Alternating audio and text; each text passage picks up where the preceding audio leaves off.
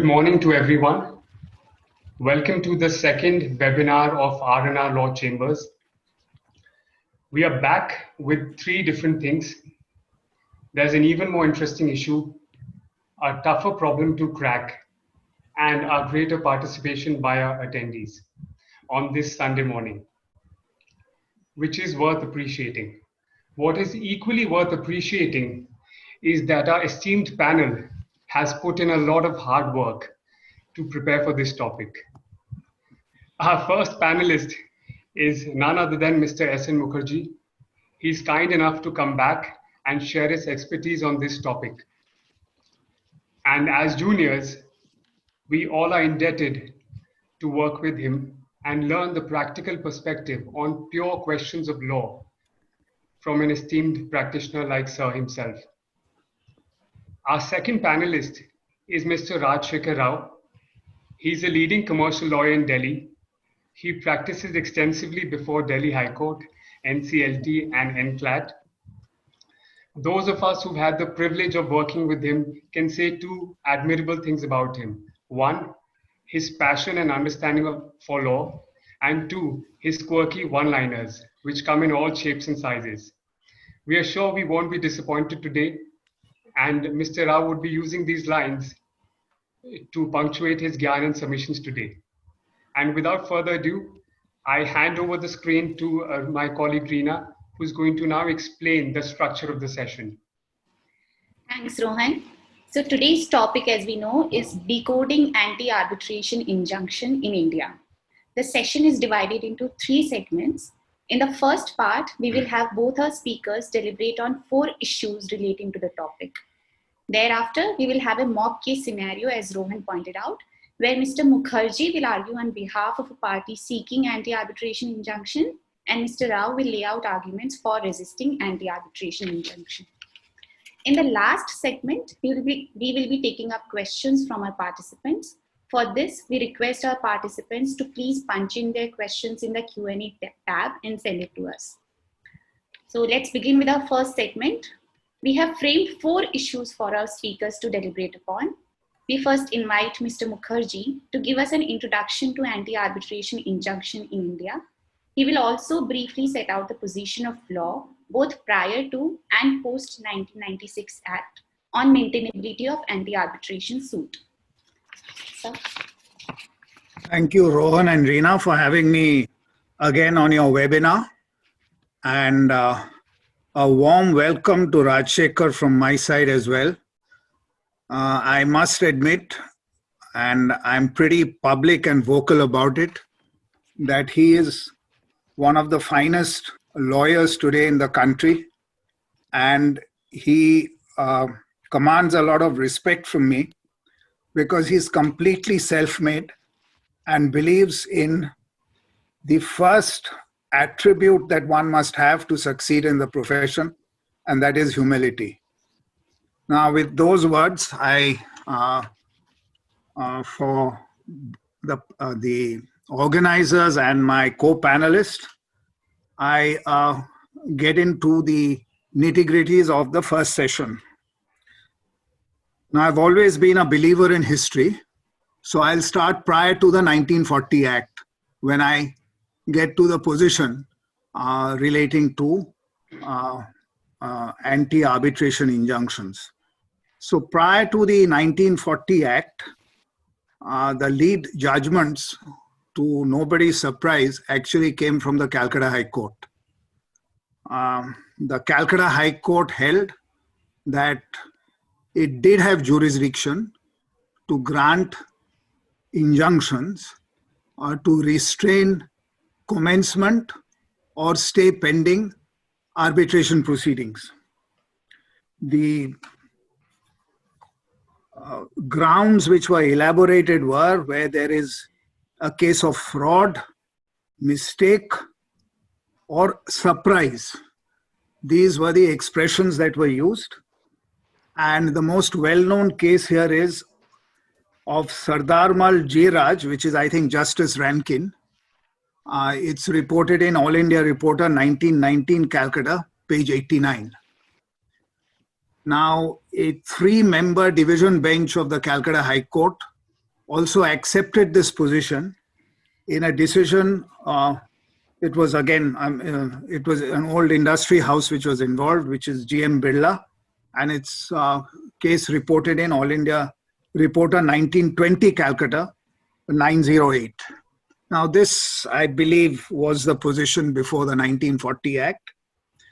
Now the 1940 Act had a few sections which would be relevant apropos this, and I'm going to deal with 1940 Act apropos domestic arbitrations and foreign arbitrations. In other words, arbitrations where the seat of arbitration is India, and foreign arbitrations meaning where the seat of arbitration is in a foreign country.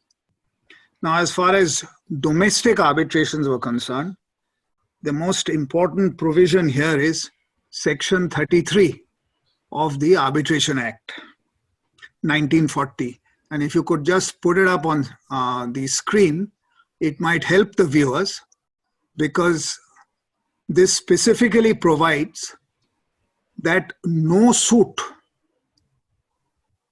would lie on any ground for a decision upon the existence, effect, or validity of an arbitration agreement. So effect was equated with scope, and therefore arbitrability would also come in. So you could not have an independent suit as far as domestic arbitration was concerned. There was a clear bar to that. But what is important to remember is, at that point of time, the accepted position in law was that an arbitrator could also, in domestic arbitrations, not decide upon his own jurisdiction, no matter how wide the arbitration clause was. So instead of filing a suit, a party could approach the court for an adjudication on this issue, and during the pendency of such application, could, in a given case, apply for stay on commencement or continuance of any arbitral proceedings. So it's not that the court didn't have power by reason of 32, but it wasn't a suit which could be filed. It had to be an application under the Act, and in that application, an interim relief could be sought with regard to stay of arbitration proceedings. So that was really the position as far as domestic arbitrations were concerned. Now, apropos foreign arbitrations under the 1940 Act, the principle which was adopted was a principle applicable to Section 34, to domestic arbitrations under Section 34 and 35 of the Act. Now, 34, all of you will recall, under the 1940 Act, was a provision relating to stay of arbitration. It was a discretion given to the court. There was no mandate as required under Section 8. And Section 35 actually provided that if there was a suit covering the subject matter of the arbitration and notice of that suit had been given to the arbitral tribunal, then the arbitral tribunal could not proceed with arbitration, unless, of course, the suit was stayed under Section 34. So what the Supreme Court did in the case of, I think it's Traco Export, if I've got the name right, remember the citation, it's 1969, 3 Supreme Court cases, 562.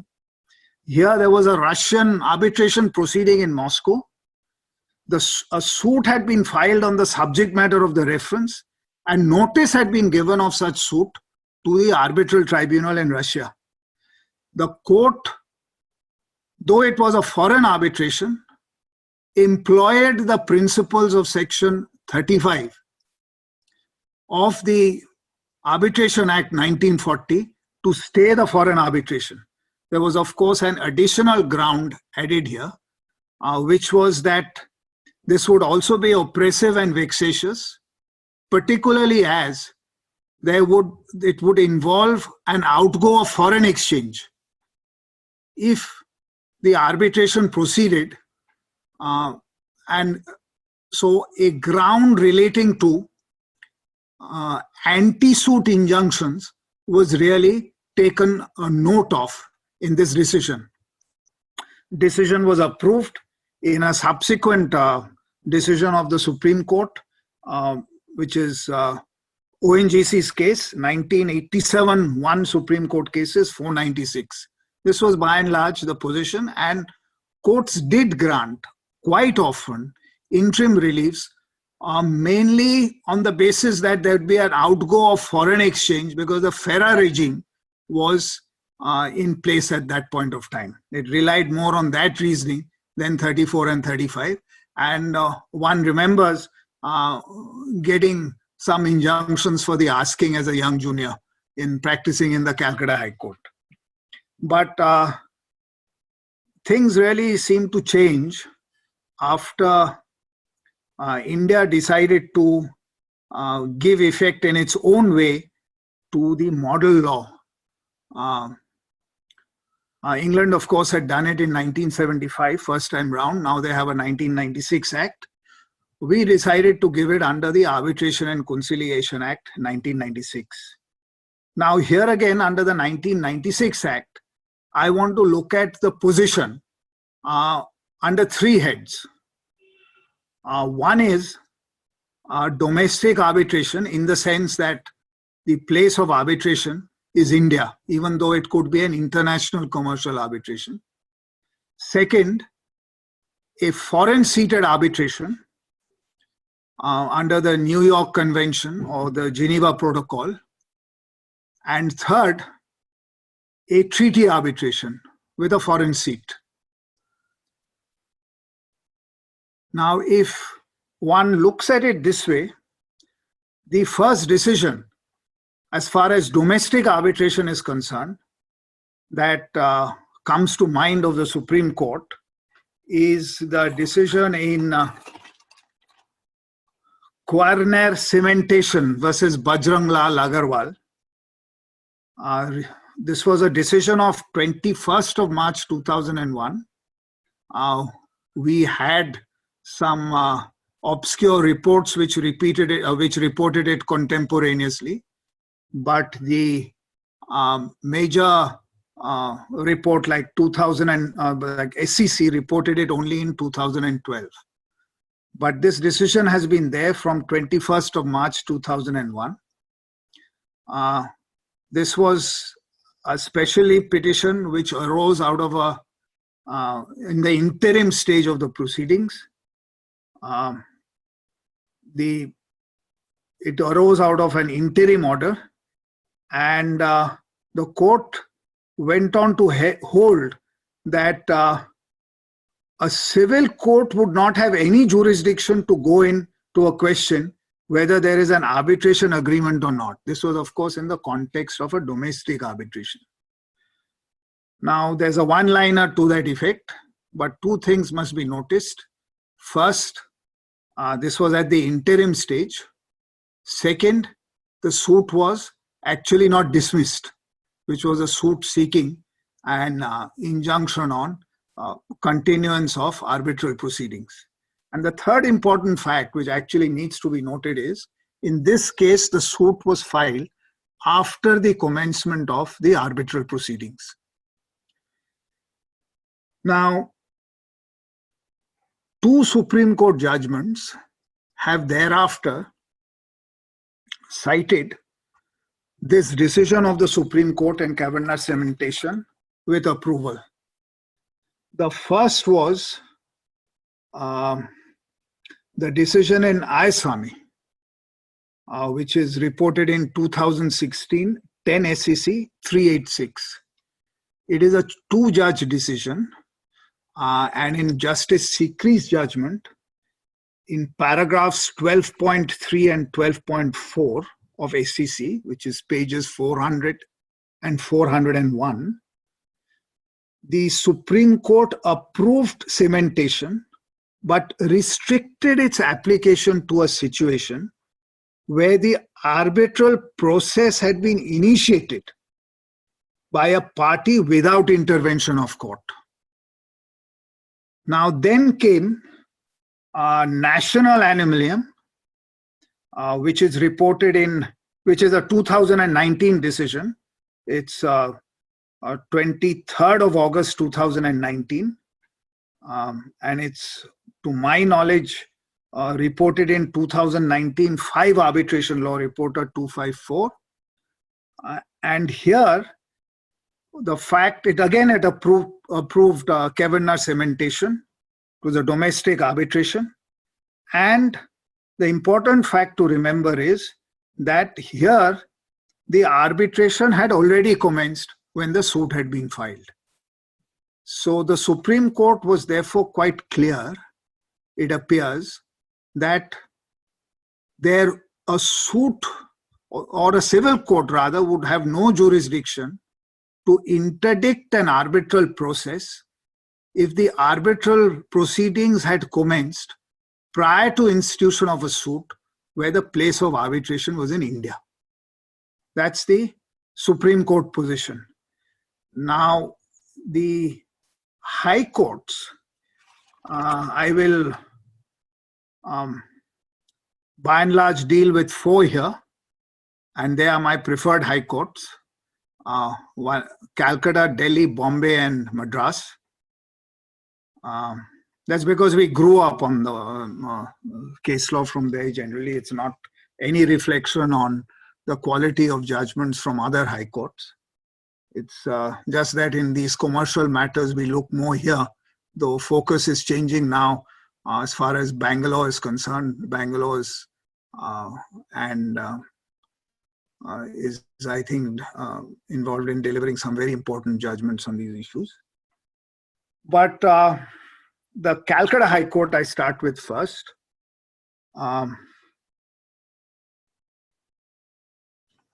The Calcutta High Court has not gone on to say that the court has no jurisdiction, but in fact has not granted any stay in respect of a domestic arbitration. Instead, in one of the cases where there was overlapping of issues in arbitration and the suit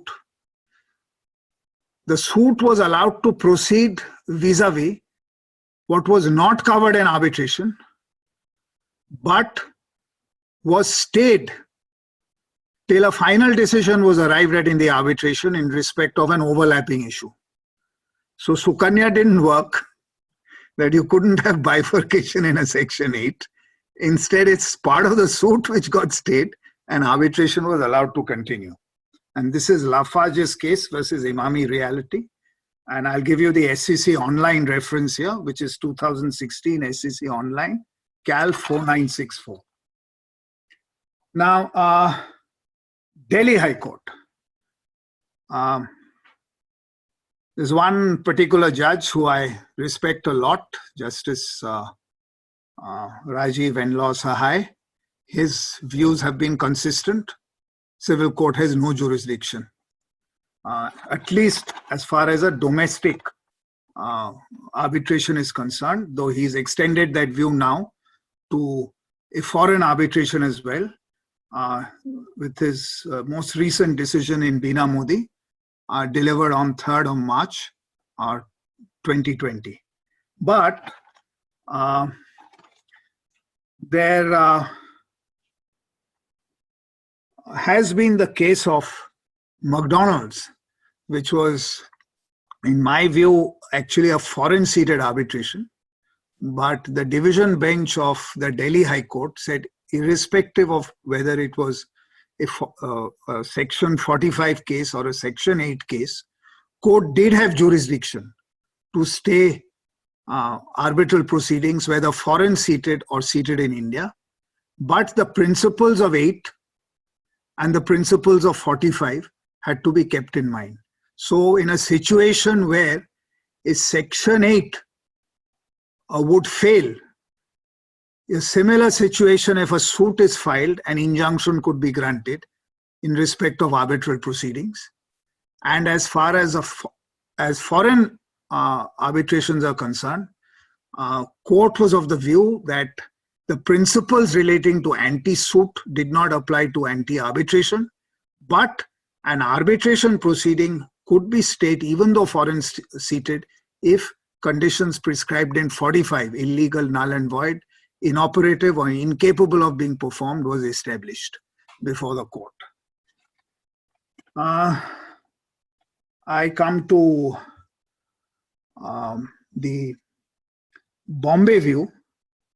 Now, Bombay has not gone on to hold that there is no jurisdiction, but by and large has never granted an injunction relating to domestic arbitration, and the same situation pertains to Madras High Court as far as domestic arbitration is concerned.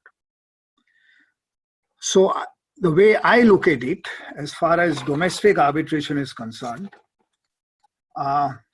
if prior to institution of arbitration, a court is approached,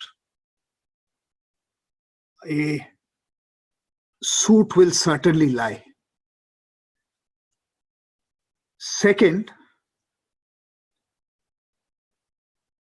if arbitral proceedings have commenced, and this has actually not been examined by the Supreme Court, and a situation has arisen whereby conduct a party has given a go-by to the arbitration proceedings. In other words, he has made an election, which is actually what is inherent in Section 8. And the recent decisions under the Commercial Courts Act, where extension of time to file written statement has expired, and the courts have held your right to elect has been forfeited, you have to face the civil suit, would suggest that if there is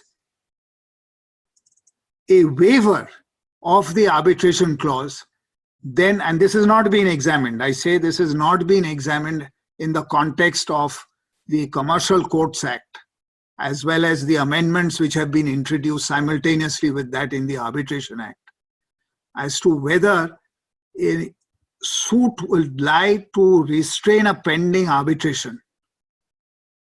If the issues overlap, in spite of 8.3 I say this, if the issues overlap and the right to file has been forfeited. So if there is already a suit, arbitration has started, and then you forego the right to make a Section 8 application, then you are committed to the suit, in which case your arbitration which has been commenced, you've made the election to have it decided in the suit, and therefore there could be a stay.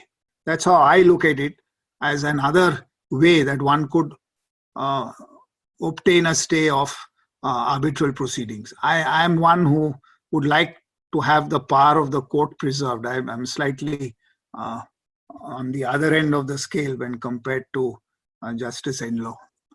Now I come to foreign arbitrations, which are non-treaty arbitrations. Now the two important Supreme Court decisions that we have on this are Chatterjee Petrochem and World Sport. I'm not going to go into the Section 5 aspect which was introduced in Chatterjee Petrochem, relying on Bhatia and Venture Global, because that is no longer the position. But the court, this judgment has been interpreted to say that it's not that court didn't have jurisdiction. The court found that there existed an arbitration agreement and therefore held that the suit was not maintainable. The exercise of finding out as to whether there was an arbitration agreement or not was undertaken by the court. And having found that there was no arbitration agreement, there was an arbitration agreement, court said it had no jurisdiction. Of course, World Sport came along. In fact, though World Sport is subsequent to Chatterjee, Chatterjee got reported later and was also not considered in World Sport. But World Sport goes on to say court has jurisdiction, but you have to keep the principles of 44 and 45 in mind as far as a foreign seated arbitration is concerned. Therefore, one could apply for stay of, have a suit and seek an injunction on arbitral proceedings on the basis that it's illegal, null, or void, or inoperative, or incapable of being performed. The principles of 45 have to be kept in mind. And I'm here talking about commercial arbitrations. Now, what has been the view as far as the high courts are concerned? Delhi High Court has taken the view in the most recent judgment, and I believe that's the judgment of Justice Jayant Nath in Spentex and Quinn, that suit would lie, but was reluctant to interfere on the merits of the case as made out before him. And it relied on the Supreme Court decision in World Series group. Of course, Justice Enlaw in Bina Modi said, no, this jurisdiction is not there. Justice Shakhtar, I think, has held that jurisdiction is there, but on the given facts of the case, the court held that it would not stay the foreign arbitration. And Justice Vikramjit Sen, as his lordship then was, did stay a foreign seated arbitration. And he did proceed on the basis that the arbitration agreement had been waived, in effect, by the party who had initiated arbitration. And there were two important facts here. That first, Section 45 filed by that very party who initiated arbitration had been rejected. And in other civil proceedings, the party had actually gone on to say that there was no arbitration agreement. So then to rely on it, Justice Sen felt that there had been complete waiver. Madras High Court CG Par decision is also there, that you can reject a 45, therefore you could, if 44, 45 are to apply, also stay foreign arbitration proceedings if there has been a waiver of the arbitration agreement by conduct. There the party had filed suits, oppression, mismanagement petitions, etc.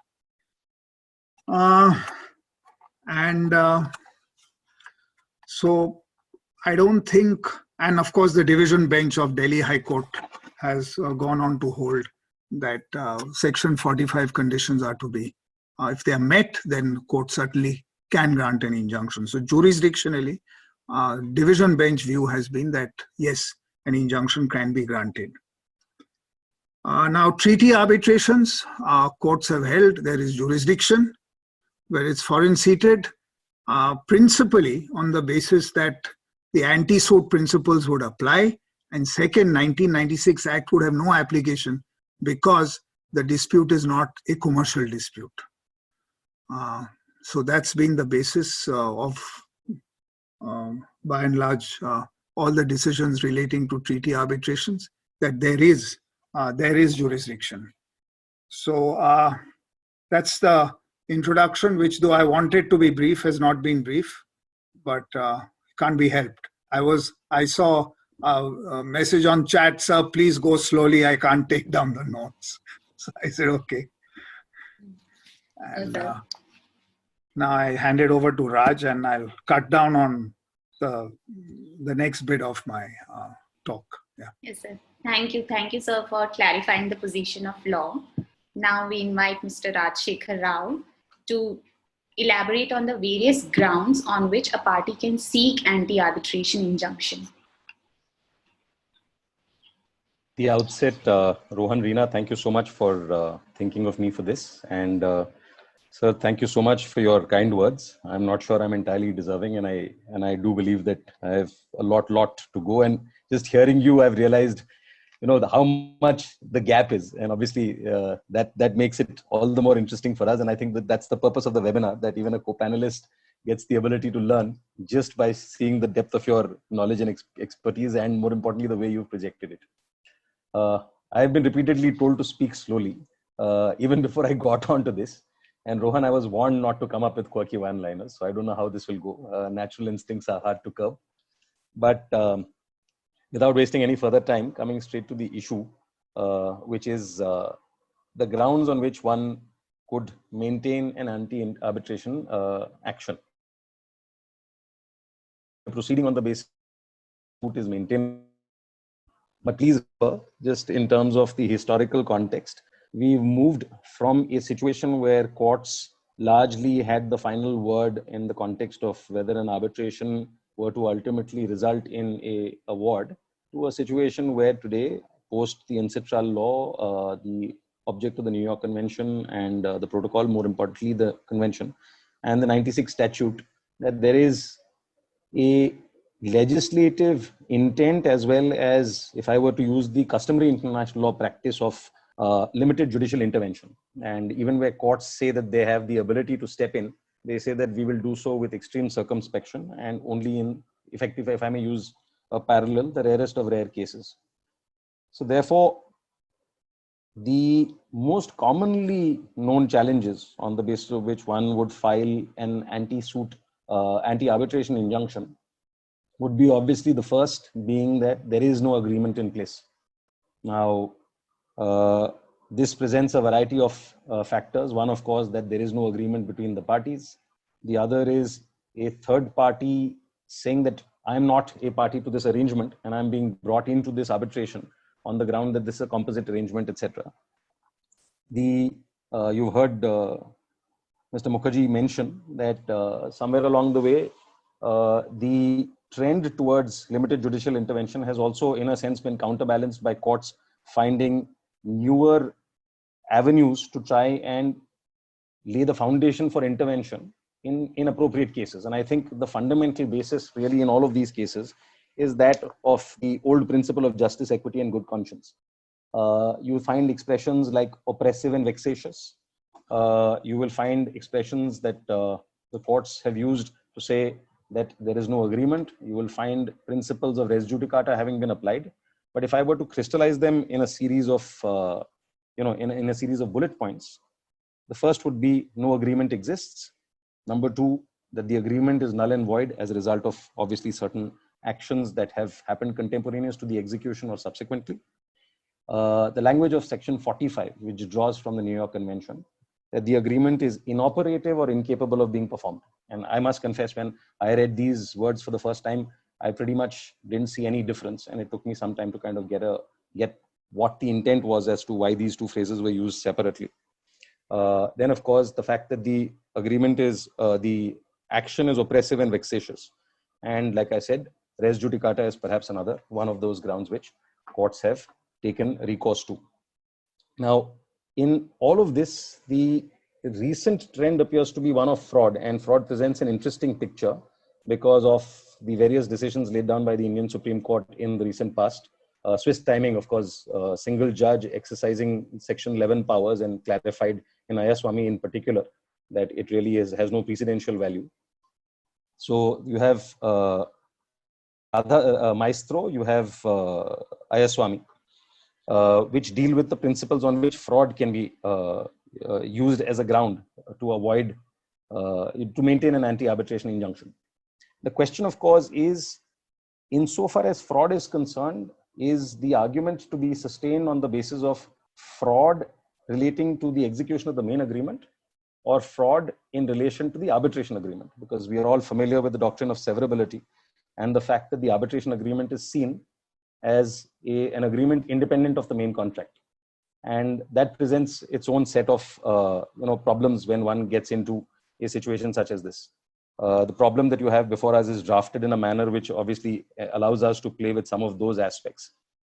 Now, insofar as the grounds on which anti-arbitration injunctions have been used, there are a series of them. The Indian courts have, in a sense, placed some emphasis on what are the parameters. Let me just straight away jump to McDonald's versus Bakshi, because that's one of those cases where the court sets out in black and white the basis on which one can maintain an anti-arbitration injunction. The citation, if I can just have a moment, is 2016 SCC Online DEL, Delhi 3949. It's a division bench of the Delhi High Court. And as Mr. Mukherjee says, Justice Enlaw, of course, takes a view which is very different from what McDonald says. Justice Enlaw takes it to the other end of the spectrum, where he says you cannot maintain a suit for an anti-arbitration relief. Now, paragraph, this would be at the SCC Online internal page 24. The Delhi High Court says the circumstances under which an anti-arbitration injunction can be granted are summarized below. If an issue is raised whether there is any valid arbitration agreement between the parties, and the court is of the view that no agreement exists between the parties. So obviously the finding has to be that the court believes that there is no agreement. If the arbitration agreement is null and void, inoperative, or incapable of being performed, drawing from section 45, and the established now by judicial precedent principle of continuation of foreign arbitration proceeding might be oppressive or vexatious or unconscionable. Now, this seems to be the consistent trend as far as courts are concerned. I don't want to kind of set out multiple examples. Just to clarify one more, just to add one more perhaps, as to the parameters which a court would use to grant anti-arbitration injunctions, is the judgment of the Supreme Court in NALCO versus Subhash Infra. This is, I think Mr. Mukherjee gave us the arbitration law reporter citation. I'm using the SCC, again, 2019 SCC Online SC 1091, para 127. So the Supreme Court, in a sense, crystallizes, and all of this becomes relevant because that's, you would look at what the law is in terms of the approach that a court would adopt to decide whether or not to grant an injunction, and then obviously formulate your plaint accordingly. So the court says, the principles governing an anti-suit injunction are not identical to those that govern an anti-arbitration injunction. In fact, I must pause here for a minute. What's interesting is that the Delhi High Court in Vikram Bakshi seems to suggest that the principles are akin, and particularly draws upon paras 6 and 7 of the principles summarized in Modi for anti-suit injunctions to say that they effectively provide a guidance. The Supreme Court doesn't say something very different, but of course clarifies that you shouldn't get bogged down by the anti-suit principles. Anti-arbitration is obviously at a much higher threshold and on a narrower framework. So therefore, principles governing anti-suit injunctions are not identical to those that govern an anti-arbitration injunction. More importantly, the oft repeated caveat: courts are slow in granting an anti-arbitration injunction unless it comes to the conclusion that the proceeding initiated is vexatious and or oppressive. I've had some amount of trouble kind of balancing this because on the one hand, you look at agreements which are really entered into between people who are commercially minded. There is an increasing trend even in terms of judicial interpretation of commercial contracts to give effect to the commercial wisdom of parties. And therefore, if parties have chosen to enter into an agreement which prima facie has an arbitration clause, even assuming for a minute, and sometimes the arguments that have been raised in most of these cases is that it's in the UK, it is expensive, it is an unnecessary approach, unnecessary imposition on parties without the consent of parties. Those are considerations which courts have repeatedly held, that mere inconvenience by itself may not be enough. A court has to be convinced that the proceeding is vexatious and or oppressive. Now the language oppressive, obviously, the way it has been interpreted, and I'll cite some of the English decisions which look at it a little more carefully, are instances where a party there is a finding by an Indian, say by a court prior in time, and that's the point that I think Mr. Mukherjee was making as to the distinction between maintainability and how one would argue that a suit instituted pre-arbitration would probably be on a much surer footing than a suit instituted post. I believe that at the end of the day, it shouldn't make a difference either ways, but obviously from an optics perspective and perhaps how the court would approach it would be very, very different. The other is, of course, that now the court which has supervisory jurisdiction or even personal jurisdiction of the parties has the power to disallow commencement of fresh proceedings on the ground of res judicata. Now, interestingly, the expression constructive res judicata is incorporated in NALCO, and Justice Shakhtar also looks at it when he examines Mr. Sandeep Sethi's arguments in the decision that he refers to in the Delhi High Court, and that, if I'm not wrong, is Himachal Surang. There's an interesting analysis there. You could just make a note of the citation. I know we don't have too much time. 2019 SCC Online, Delhi 7575. This is a case where he notes that Mr. Sethi's arguments, while in the nature of res judicata, were in fact perhaps at the highest in the nature of arguments founded on constructive res judicata. He holds that the court has jurisdiction, but ultimately refuses to interfere on the facts of the case. Coming back to NALCO, yes. Having said all of that, the court says the bar could obtain in respect of an issue of law or even a mixed question of law in fact. So the argument would be that you build a case where the court is persuaded to adopt the approach that it would need a full-blown trial, and which should ideally be done in an open court as opposed to a closed-door proceeding like an arbitration, for the true facts to come out. The factor that in the assessment of a court a trial would be required would be a factor which would weigh against grant of an anti-arbitration injunction. Now that's the flip side. So it's a double-edged sword. It has to be egregious enough for the court to believe that an arbitration is not made out. At the flip side, the court says, if I have to really go through the whole hog of a trial, you might as well go before the arbitrator. Competence de la competence, section 16, and principles akin. And you anyway have the ability to raise a challenge at the later stage, at the time when the award is sought to be enforced. Most importantly, the Supreme Court caveats this by saying that the aggrieved should be encouraged to approach either the tribunal or the court which has supervisory jurisdiction in the matter. So the most critical question, of course, then takes us back to the question of seat. And is your anti-suit arbitration founded before the court, which is the seat court, because that ultimately has primacy in respect to the arbitral process. And then, of course, the argument is the endeavor should be made to support and aid arbitration, then allow parties to move away from the chosen adjudicatory process. So in substance, unless and until you are able to demonstrate that the circumstances are such that there is already a decision, A, there is no agreement, B, there is already a decision on the issue, and this was tantamount to re-adjudication. Or thirdly, that the proceedings are sought to be initiated in a forum where there is no jurisdiction in the first place, and therefore it would be oppressive or vexatious. I don't believe that you can maintain a proceeding. Just one last point on the issue of fraud. Please remember, Ayaswamy says fraud recognizes that fraud is another instance where one could argue, the lack of arbitrability, and therefore seek to maintain a challenge to an arbitration proceeding.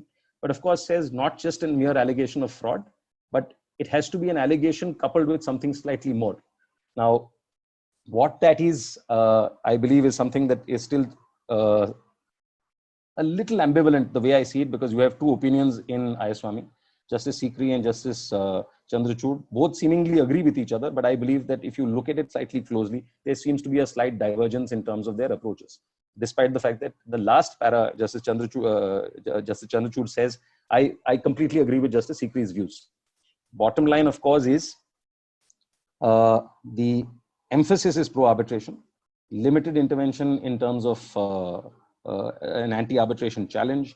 Oppression and vexatiousness is really, according to me, largely a subjective issue. There are some objective guidelines, but the trend appears to be with limited intervention. I think I've probably summarized the principles as they stand. If there are any questions, I could perhaps take them later, and then I'd defer to Mr. Mukherjee to move on with the next issue. Thank you, Mr. Rao, for detailing the various grounds for us. Now, we invite Mr. Mukherjee to talk about the strategic considerations for a plaintiff in deciding between filing a suit for anti-arbitration injunction or approaching the arbitral tribunal under Section 16. And he will also talk about on how to structure such an anti-arbitration suit.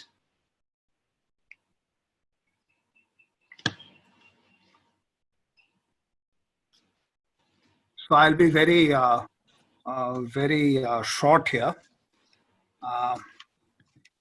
Naturally, if there is no arbitration which has been commenced, there is no choice to be made. A suit could be filed.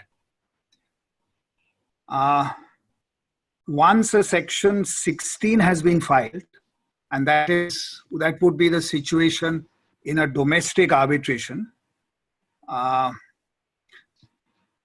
would suggest that we go with Section 16 itself, raise the preliminary issues there. Of course, if the respondent in the arbitral proceedings is of the view that there is no arbitration agreement and the dispute in any event is not arbitrable, or that the subject matter of the agreement does not cover the arbitration, what could be the subject matter of a suit, there is nothing that precludes him from filing a suit, particularly if it's a commercial suit, in which case there has to be a Section 8 before the time limit fixed for filing a written statement, which could be much quicker, which might result in a quicker adjudication than a Section 16. Because mostly in domestic arbitrations, Section 16s are not decided as a preliminary issue, but get decided along with the main award.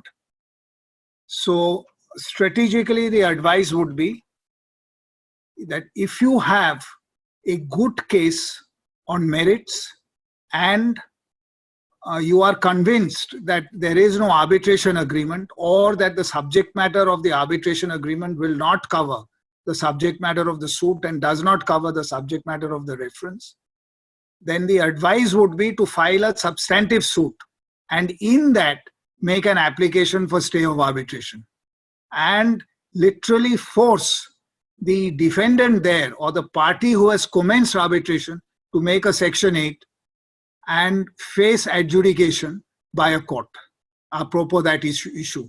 Because once that is decided that it is not, that prima facie there is no arbitration agreement in existence or which covers the subject matter of the dispute, or that the dispute is not arbitrable, then of course the arbitration proceedings will end and the entire issue would be decided in a suit.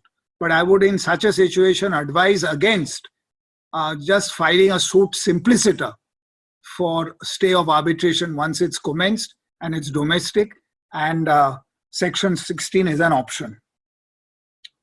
Now I come to a foreign arbitration in a foreign before a foreign tribunal. Well, first is who would be parties, and this would be the case in respect of a domestic tribunal as well. Parties should be persons who are parties to the arbitration agreement. Tribunal need not be, unless in a foreign arbitration there is an issue with regard to the personnel who constitutes the arbitral tribunal, in the sense of something not arising out of the contract, but if there is a breach of fiduciary duty which disqualifies that concerned arbitrator to adjudicate. That was one of the issues raised in an English decision, or there has been any collusion on the part of the arbitral tribunal and the other person who's gone to arbitration in setting up the arbitration agreement to avoid adjudication in a public fora. So these would actually be the two instances where I would seek to add an arbitral tribunal as a party. And yes, Section 16 provision is that portion of Part 1 will not apply for foreign seated arbitration. So as far as our country is concerned, yes, we can go ahead and file anti-arbitration suit. But one thing must be borne in mind. There is one line of thought that unless the issue concerns the existence of the arbitration agreement, arbitrability, etc., should actually be filed in the supervisory court. But there have been exceptions. And in fact, the Calcutta High Court, in a fairly recent judgment of Devi Resources versus Ambo Exports, recognizes that there is jurisdiction, not only that there is jurisdiction to grant an anti-arbitration injunction, but in fact enumerates 9 grounds which could be available and if established would result in stay of arbitration.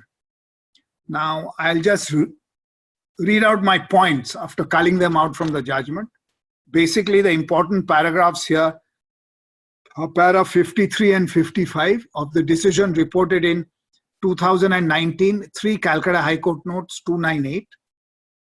And they are as follows. 1, where existence of arbitration agreement is disputed, efficacy of the arbitration agreement, survival of arbitration agreement, jurisdiction of arbitral tribunal, incapacity of party seeking injunction to go to arbitration, overwhelming inconvenience to such party, egregious fraud committed by parties seeking to initiate or pursue arbitral reference, patently vexatious or unbearably oppressive.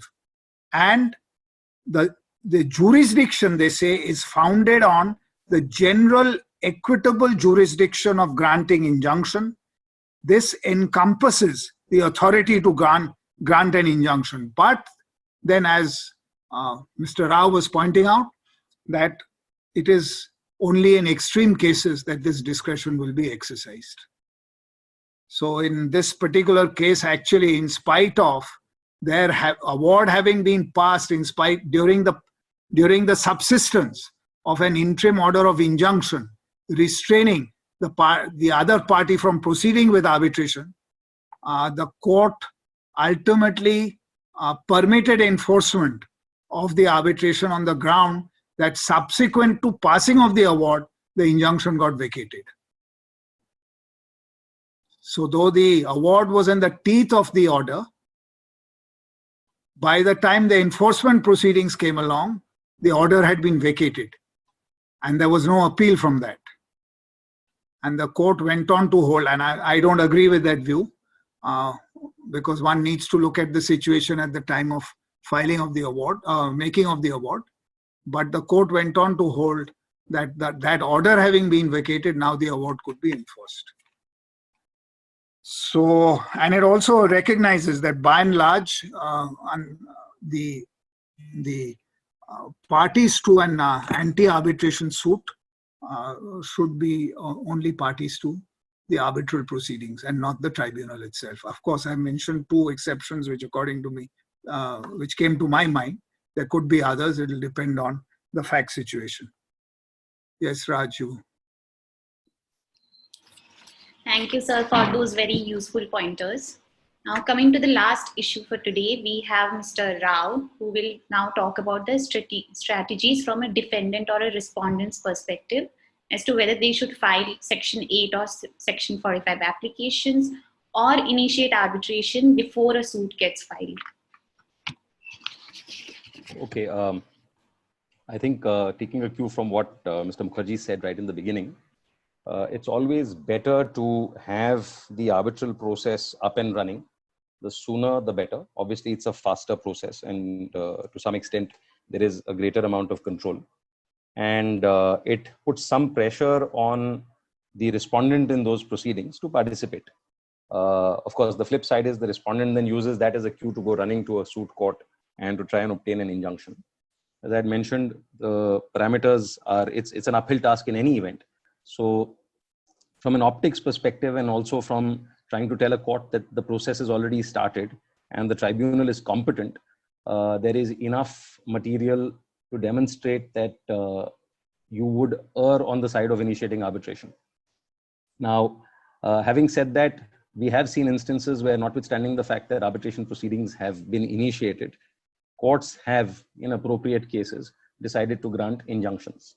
A couple of them, there are English decisions where courts have, for instance, as recently as Sana, where the court examines the parameters, but ultimately, of course, chooses to not interfere eventually. But the question, of course, is whether Section 8 and Section 45, which one would you apply? The first things, of course, is 8 seems to be on a more narrow window, notwithstanding. And if you see the language of 8, it suggests that the so applies not later. First, of course, there is a timing issue, and notwithstanding any judgment, decree, or order of the Supreme Court or any court, refer the parties to arbitration unless it finds prima facie no valid arbitration agreement exists. So the parameter under 8, prima facie is only a prima facie determination as to the existence of an arbitration agreement. 45, on the other hand, is slightly broader and uses the expressions, as I mentioned before, that the agreement is null and void, inoperative, or incapable of being performed. So I would think that in an appropriate case, if you have the option, a 45 action is obviously the preferred route. Also because of the fact that in more often than not, you would see that this is in the context of a foreign seated arbitration. Now, what is oppressive or vexatious? Vikram Bakshi looks at it and examines what the Supreme Court says in WSG. Let me just go straight to WSG straight away. And in particular, paragraph 33 has a very interesting discussion on this aspect of the matter.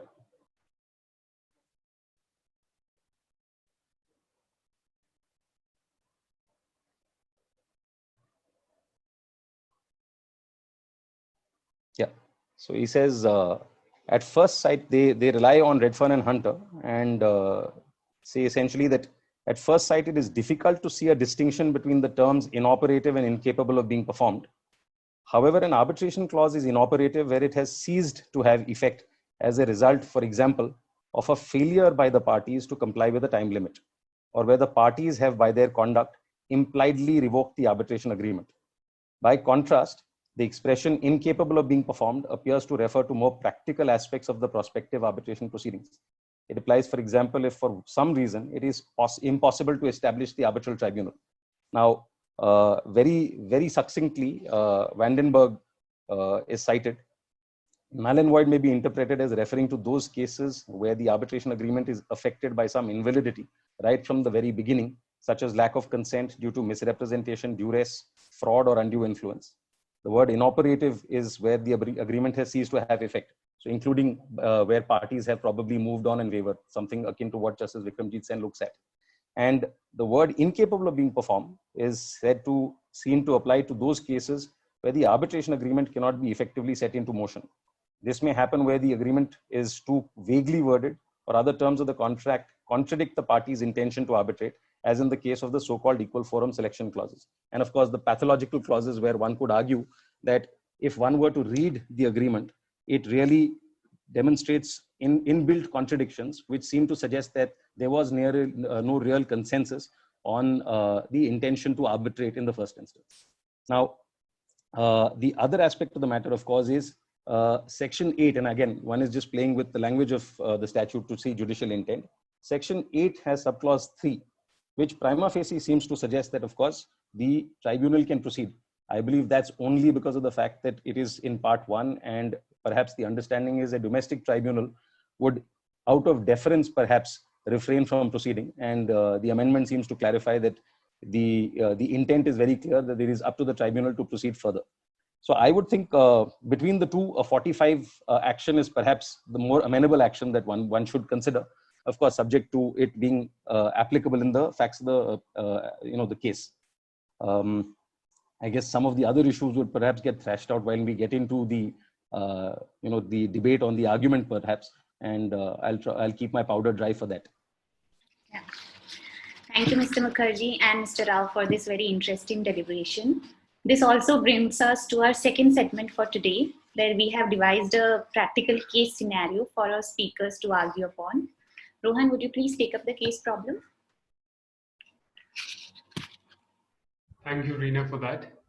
And from the previous feedback, it seems that this seems to be the most awaited segment of the session. Without further ado, I will start with the problem. Once we've read out the problem, I will give the panel to Mr.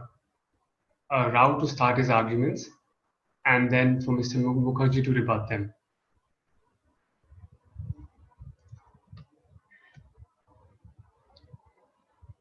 I will try and quickly read out the problem.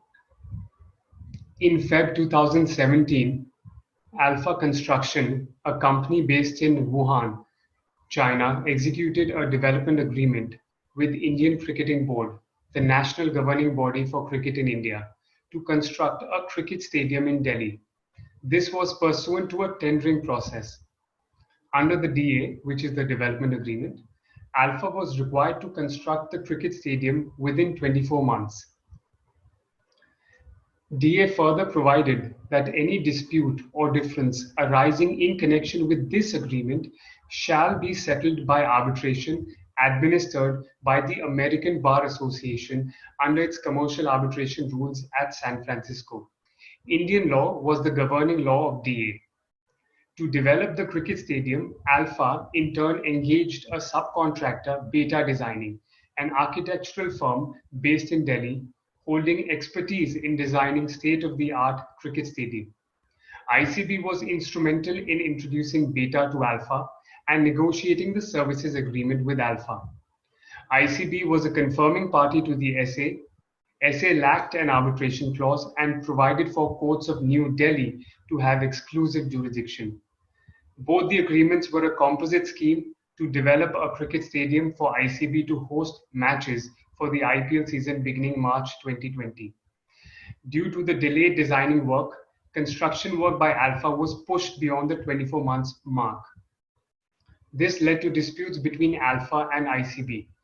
Alpha and ICB amicably resolved the disputes by signing an addendum to the DA in April 2019, whereby the time period for completing the work was extended by 12 months till Feb 2020.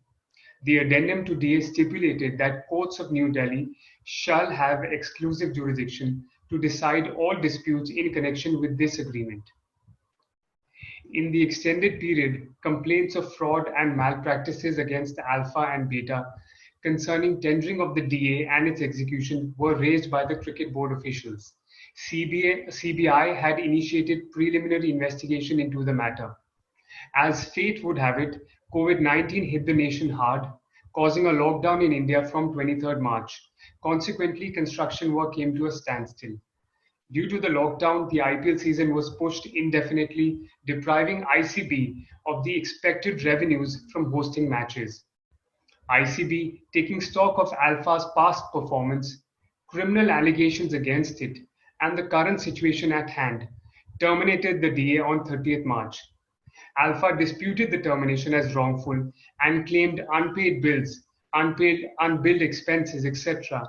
incurred towards the construction work. ICB denied these claims. This in turn caused a cross-termination of SA between Alpha and Beta. Beta claimed monetary losses against Alpha by filing a civil suit before the Delhi High Court. ICB was impleaded as a defendant. This suit is currently pending.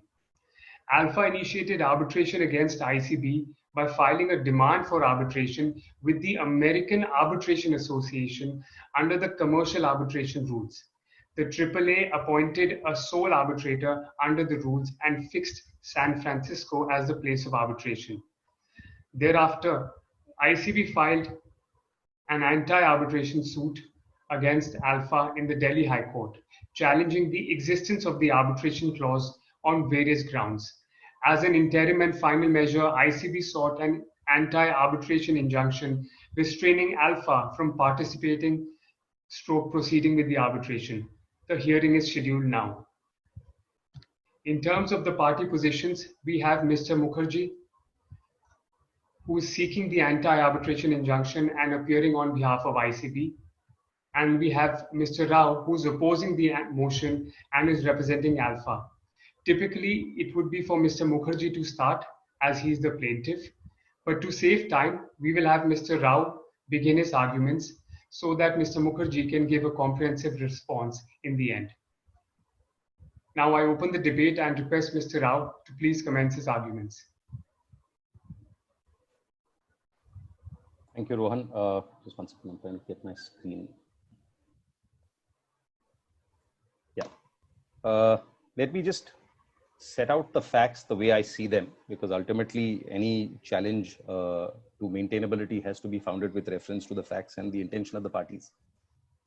And preface that with what I believe is the legislative intent at limited interference. And I subscribe to the Justice Endlaw view that given the manner in which the law has evolved, the emphasis is really one on abstaining from interference. Part of the reason is because these are commercial contracts. Parties who enter into agreements have obviously negotiated and entered into an arrangement with a commercial basis underlying that agreement.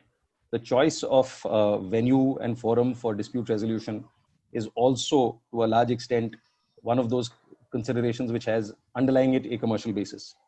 And more often than not, one finds choice of forum clauses in neutral venues as seeing as to protect the interests of both parties to have disputes adjudicated at a neutral place. It is in that backdrop, I also say that the Indian statute seems to depart from the English position.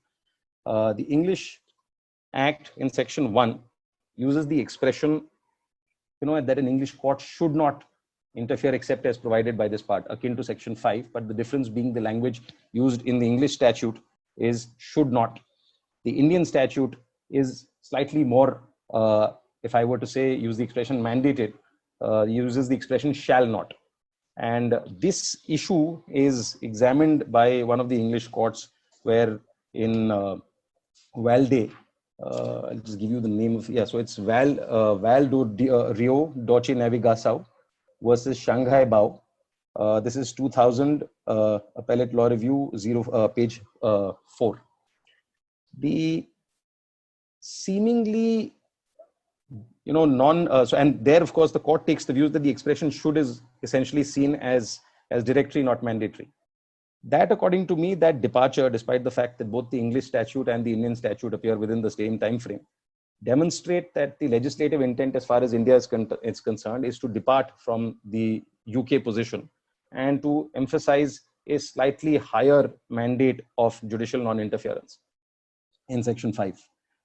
That, coupled with the fact that a party has remedies both under 16 and a subsequent ability to resist enforcement at a later stage, are enough indicia to demonstrate that a court should not entertain a suit of this nature. Now, why do I say that, particularly with reference to the facts of the case, are thus. If one looks at the arbitration agreement, the agreement between Alpha and the ICB specifically provides that any dispute or difference arising in connection with this agreement shall be settled by arbitration. Now, interestingly, the language thereafter is administrated by the American Bar Association under its commercial arbitration rules at San Francisco. Now, there is obviously there is a typo in the clause, the way I would put it. The intent to arbitrate is clear. The forum where the arbitration should take place is also clear. What is ambivalent is the reference to the American Bar Association, because really speaking, the commercial arbitration rules are of the AAA, so the American Arbitration Association. Now, what is the impact of this is something that one would consider. As far as these are known as pathological clauses, there are several instances where courts have essentially looked at clauses of this nature and concluded that ultimately you have to see that there is an intent to arbitrate. The more important aspect, which in my respectful submission demonstrates why an Indian court ought not to entertain the suit, is the designation by the parties of the seat at San Francisco. Now, somewhat similar issue was seen by the Supreme Court in a recent decision in Mansukta, if I'm not wrong, just 1 second. Mansuka Justice Bhanumati's decision early this year, where the parties had agreed that the seat was in Hong Kong, and the court essentially, and there was a bit of a typographical error. There was an exclusive jurisdiction clause in the contract.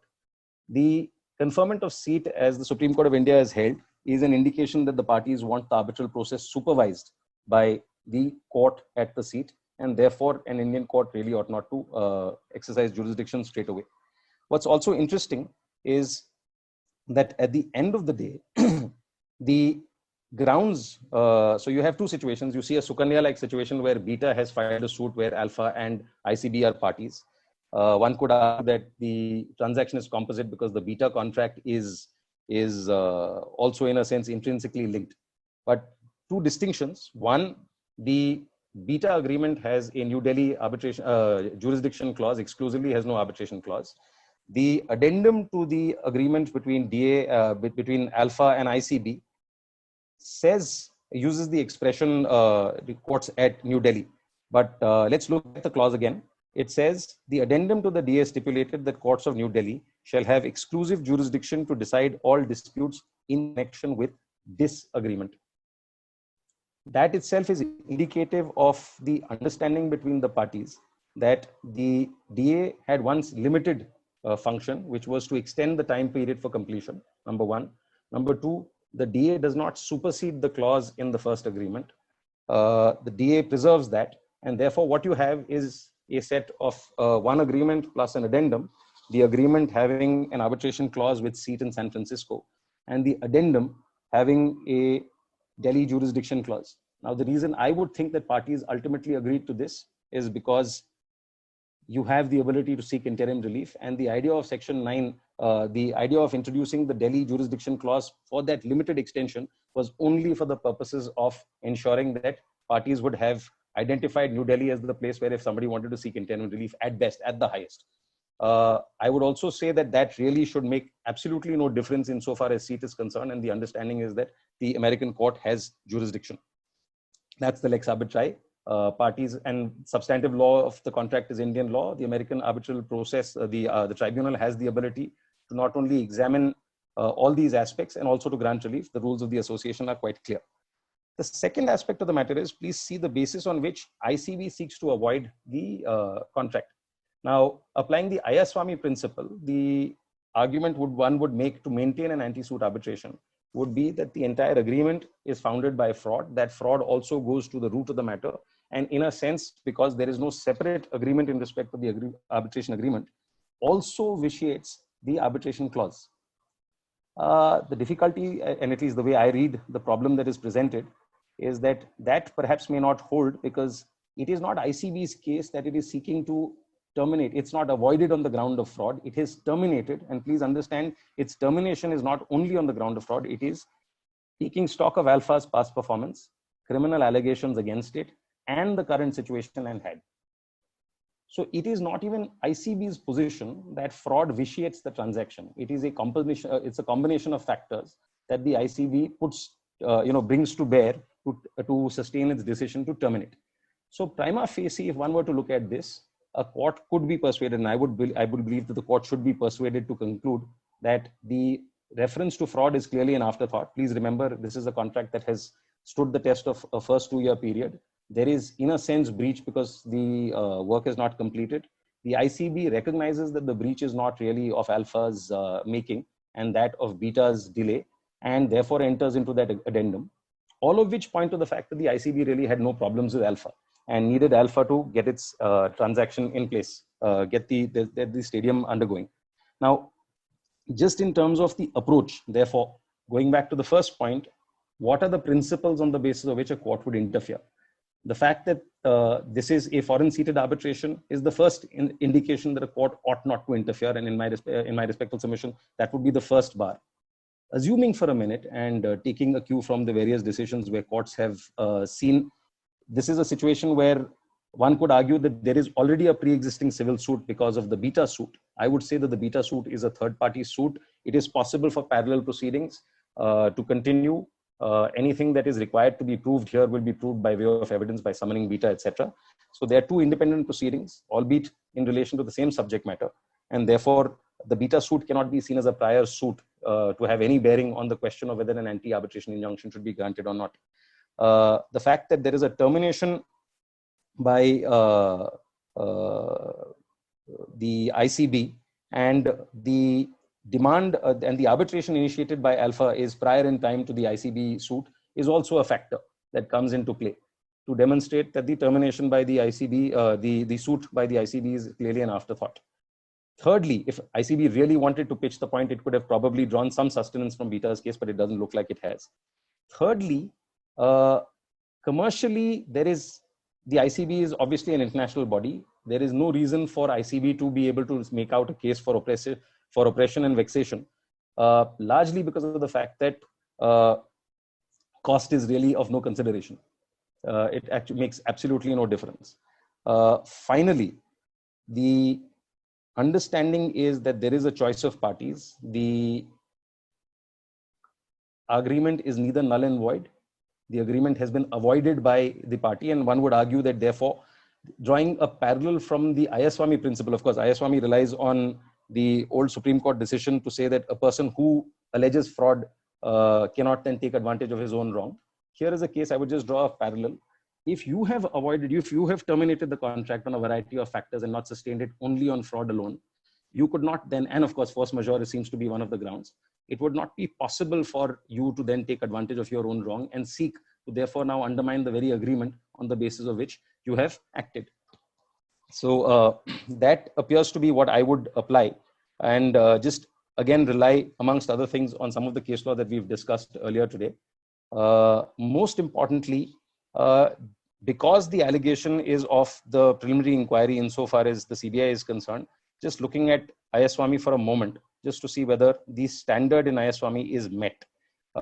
And that's why I said, if one reads Ayaswamy, it makes for interesting reading, partly because of the fact that the approach seems to be that it can't be every instance of fraud, but it has to be a very, very specific allegation coupled with plus. All of that for two reasons. Querner, the Supreme Court, which is a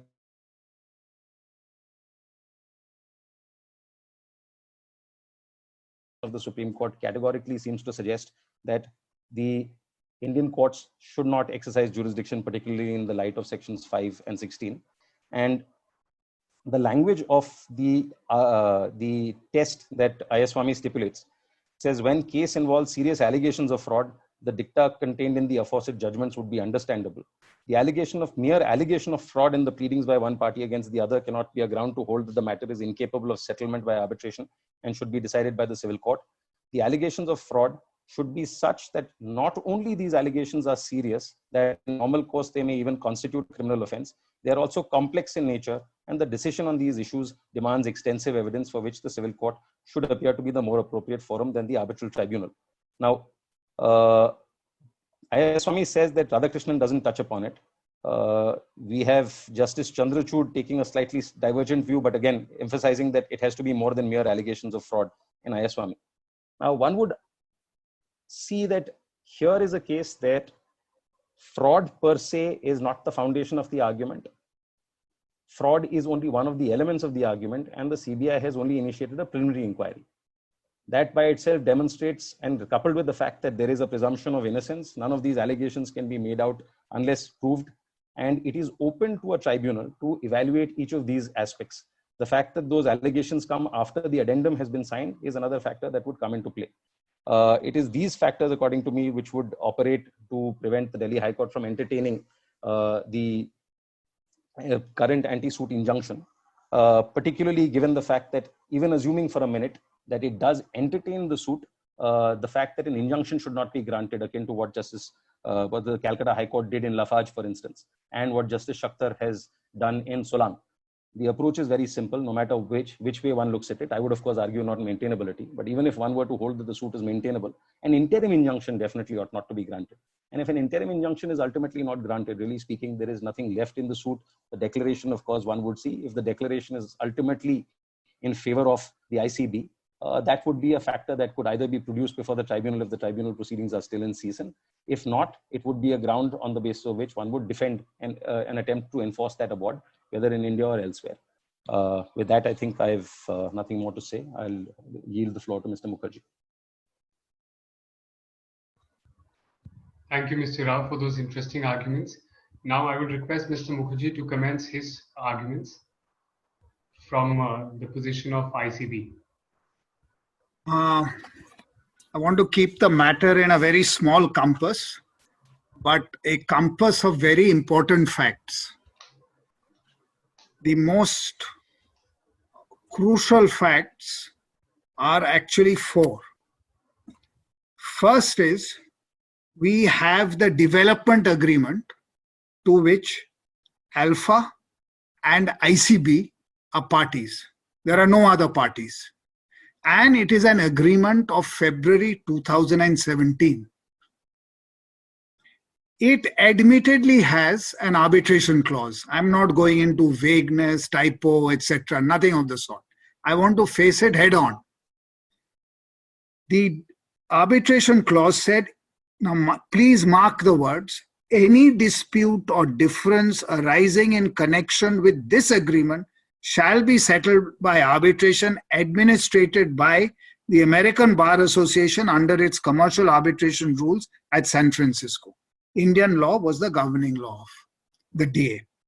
So there is an arbitration clause. The intention is that parties intended disputes under the DA to be settled by arbitration.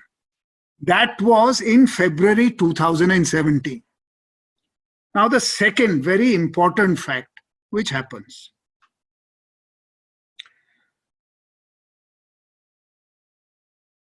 Alpha did not conclude its construction works, could be for several reasons. One of them was delayed designing of work within the period of 24 months as provided in DA. Now the important thing is, disputes therefore arose between whom? Between Alpha and ICB. So it's bi-party disputes which then arise. Then what happens? Third important fact, and this is very, very important. Parties don't go to arbitration as provided in the arbitration clause. They decide to settle the disputes as had arisen on the date that the addendum is executed in April 2019. So the disputes are over. Parties have not invoked the arbitration clause. Whatever disputes had arisen have been settled. Now that's the important bit. Amicably resolve the disputes. So there is no dispute then surviving when the addendum to the agreement is executed in April 2019. Now then what does the addendum provide? Addendum does not say courts of New Delhi shall have, simply does not say courts of New Delhi shall have jurisdiction. Similarly, the addendum does not say what the World Sport, the Haldia case also said. About matter, Delhi High Court would have sole jurisdiction in respect of matters under this agreement. Now, I would request specific reference to the clause which is introduced in the addendum. It says, courts of New Delhi shall have exclusive jurisdiction to decide what? Not any matter relating to the agreement or in connection with all disputes in connection with this agreement. So the fact is, it's a very wide clause and it's a dispute resolution clause.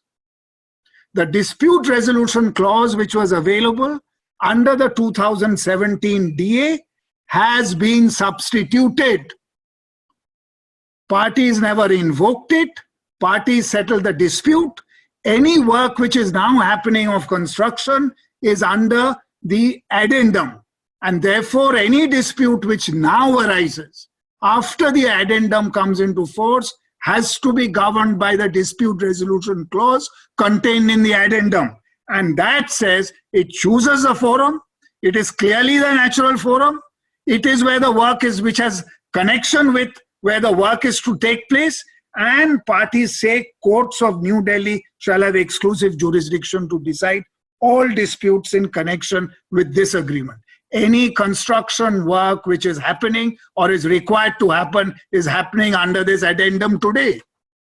So therefore, the dispute resolution today is only by the courts, the clause which provides. Now, my learned friend made a passing reference to a judgment of the Supreme Court,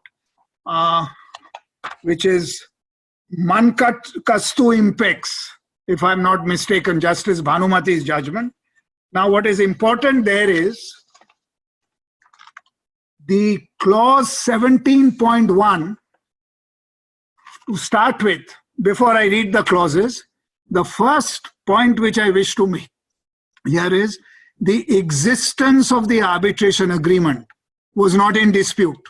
Here, the specific case which I'm putting forward is 17 agreement has an arbitration clause. It is now inoperative. parties now have an addendum where they have chosen to provide for dispute resolution exclusively before the courts of New Delhi. The arbitration clause has gone. So I say that it's inoperative today. It does not exist. Such an issue was not there in the case of, the name is a bit of a tongue twister, Mankastu Impex. Now, what was the clause there? The clause did not say, as it does say in this particular case which we are dealing with now, courts of New Delhi shall have exclusive jurisdiction to decide all disputes. There was no such provision in the decision before the Supreme Court. The clause instead said, this MOU is governed by the laws of India without regard to its conflicts of law provisions, and courts at New Delhi shall have the jurisdiction. There is no mention of the dispute being decided by courts in New Delhi. So in my respectful submission, the first point which and I'm only urging on existence. I'm only urging on existence of arbitration agreement because that is the brief. A lot more can be said as to why a stay should be granted in this case.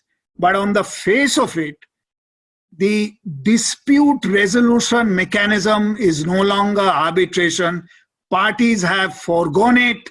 Parties have substituted it by a different resolution or dispute resolution provision. So in my respectful submission, there is no arbitration agreement, and in any event, it has become inoperative. This is squarely a situation where the principles of Section 45 would apply, and therefore, there should be grant of stay of the arbitral proceedings. Second, and this is very important, now, when does fraud come to light? My learned friend, Mr. Rao, said this case of fraud was an afterthought. Now, the facts of the case, as given in the problem, categorically states that complaints of fraud and malpractices against Alpha and Beta concerning tendering of the DA and its execution were raised by Cricket Board officials. CBI had initiated preliminary investigation into the matter. Then we come to the situation that ICB, taking stock of Alpha's past performance, which was one default after another in completing the work, criminal allegations against it, and current situation at hand, terminated the DA of 20. So therefore, by reason of fraud, having come to notice of ICB, ICB has decided to repudiate the contract. And here, arbitration agreement had been entered into only because of the parent contract which provided for works. And here fraud not only vitiates the parent contract, but also the arbitration contract because it was on the basis of a tendering process. And third point, which is very important here, is there is a public law element to the whole issue. The board is an authority. It discharges public functions. It is building a stadium for the benefit of the public. And there is an element of fraud here. And fraud of a serious nature, as said in Asami's case, that which requires, where allegations are of a criminal nature. Now that being the position and relying on Devi resources, my respectful submission would be that not only is the arbitration agreement vitiated by fraud, but even the subject matter of the agreement is not capable of adjudication by arbitration. And then a small footy little point that the reference has been made to an institution which is not part of the arbitration agreement.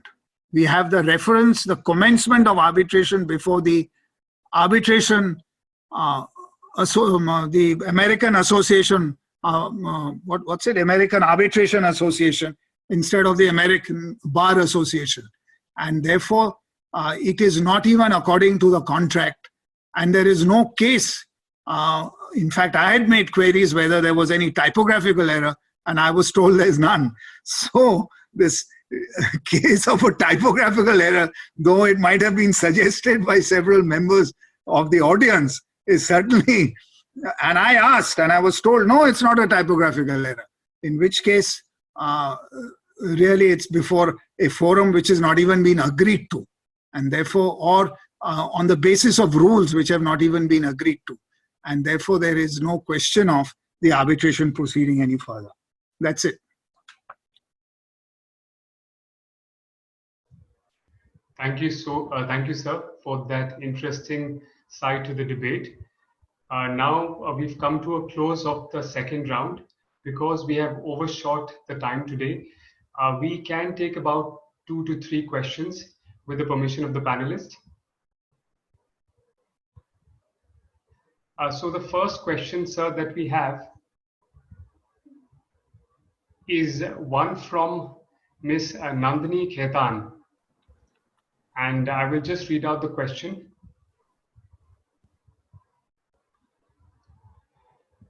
It says, if a suit is instituted prior to institution of arbitration, but outside India, then would Indian courts grant an anti-arbitration injunction more liberally than if the suit had been instituted prior to arbitration and in India, assuming subject matters are the same in arbitration and suit?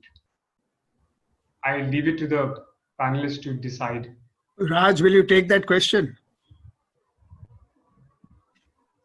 Is it on the chat? Yeah, yes, it's sir. on the chat. I'm also trying to look at it. Because it's a bit confusing. Yeah, if a suit is instituted prior to institution of an arbitration, but outside India, then would Indian courts grant an anti-arbitration injunction more liberally than if the suit had been instituted? So if a suit is instituted outside India, then an Indian court really is not approached. I take it that you are saying, you're referring to the arbitration proceeding being, there are 2 parallel suits. Is that the question, Nandini? I'm sorry, I'm a little confused.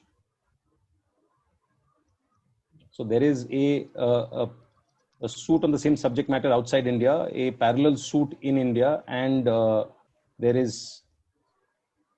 one has approached the Indian court for the purposes of an anti-arbitration injunction. Is that the query? So I think Nandini has dropped off. Okay, let it be then. Yeah. Then, okay, we can take up another question. There was one interesting question in the chat.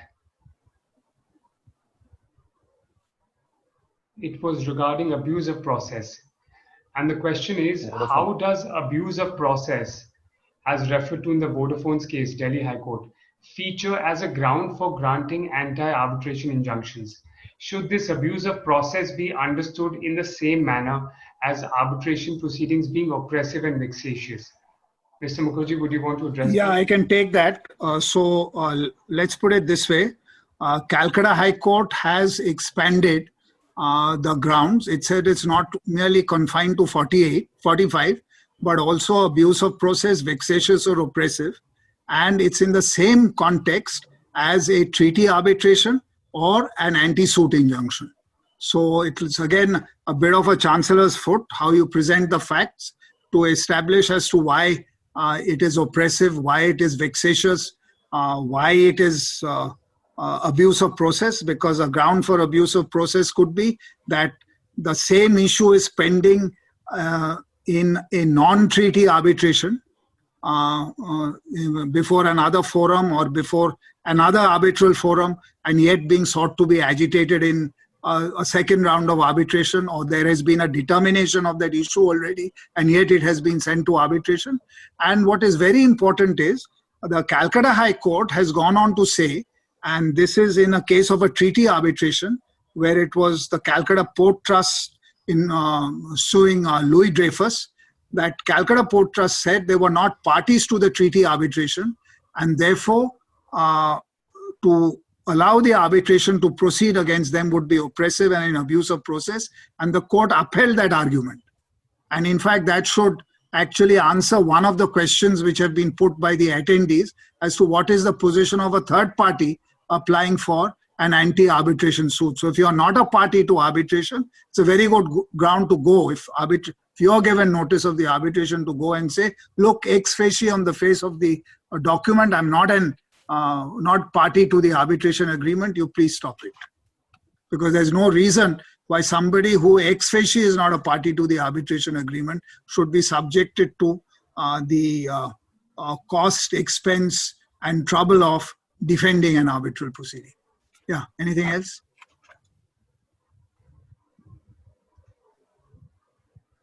So there is an interesting question by one Mr.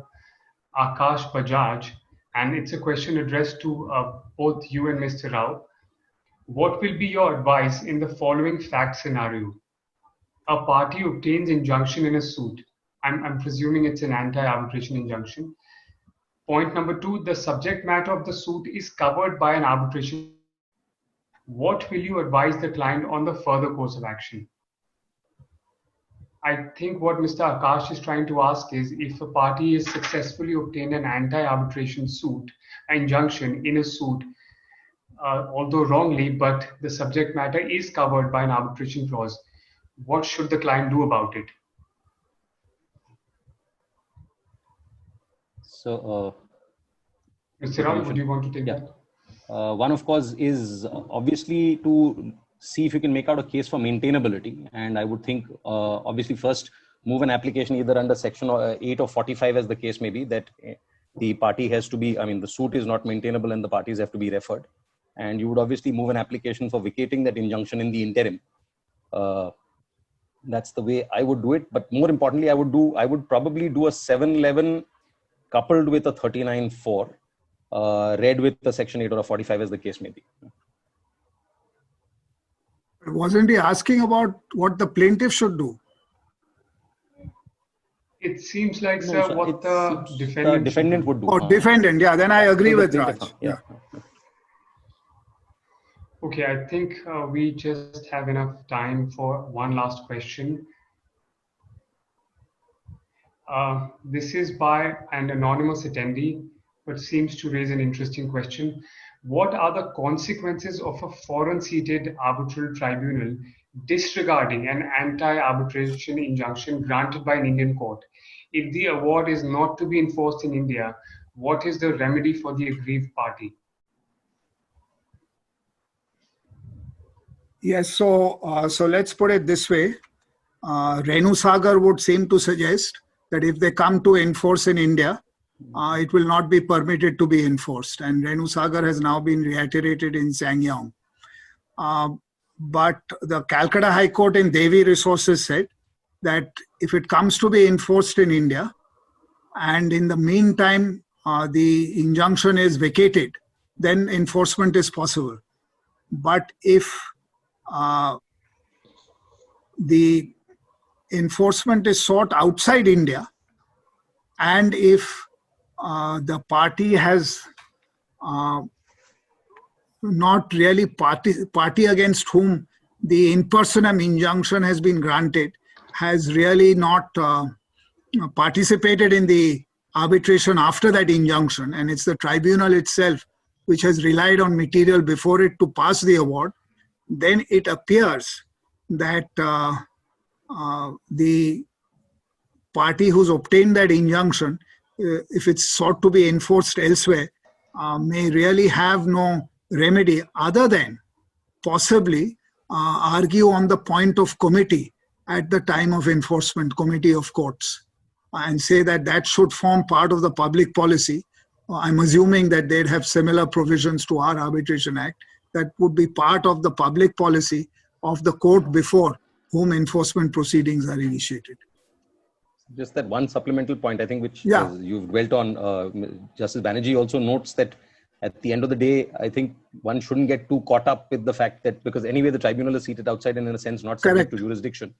So unless and until there is a final injunction, it really shouldn't matter And of course, and that takes us to that question under the CPC framework, as in whether violation of an injunction results in a transaction being void. So the cases where you sold a property in violation of an injunction, does it automatically render the transaction void or not? And there are two sides to that. So perhaps I don't think it should make a substantial difference, except yes, for a point to be made at the time when one is seeking to raise it as a defense to enforcement in India. Okay, I think thank you, Mr. Rao and Mr. Mukherjee for that detailed answer. With this, and although we're getting more questions, we won't be able to take them up. Maybe you can email all those questions to Mr. Rao and Mr. Mukherjee separately. Yeah, I see a lot of questions from Adarsh Ramunujan. Just email them to me. Sure.